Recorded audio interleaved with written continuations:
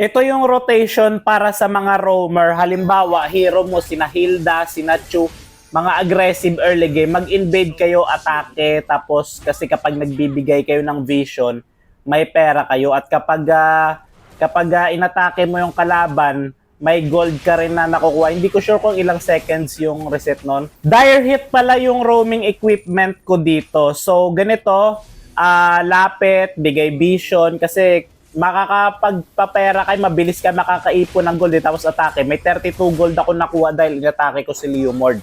So kung may pagkakataon rin na patayin nyo yung kalaban, katulad nito yung Valir, saktong wala ng skill yung Leomord, wala na siyang second skill kasi ginamit niya sa akin, hindi siya nakatakas doon sa Valir. Effective yung mga ganitong gameplay, kina Chu, kina Natalia, kina Kaja, basta yung pwede lagyan ng dire hit.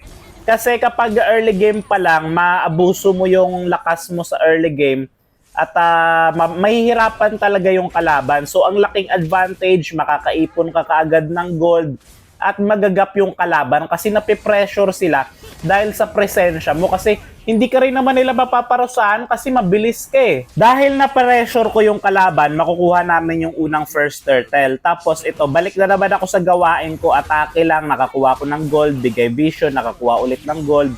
So ganito lang, bilang roamer, ganito. Tapos kung may pagkakataon maka-pick off kami, ang laki na magiging lamang namin sa kalaban kapag na-master nyo kasi yung ganitong rotation.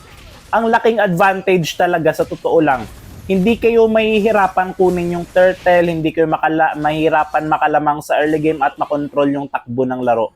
So, gayahin nyo yung ganitong rotation mga lods, magbigay vision, naka-dire hit ka, atake, takbo, ganun lang, paulit-ulitin nyo lang, masterin nyo yan. O ito, babalik na naman ako dito, mag-invade na naman ako. May hirapan yung kalaban makahinga talaga sa ganitong pressure na binibigay natin. Doon pa lang masasabi nyo na talaga, sure win na talaga.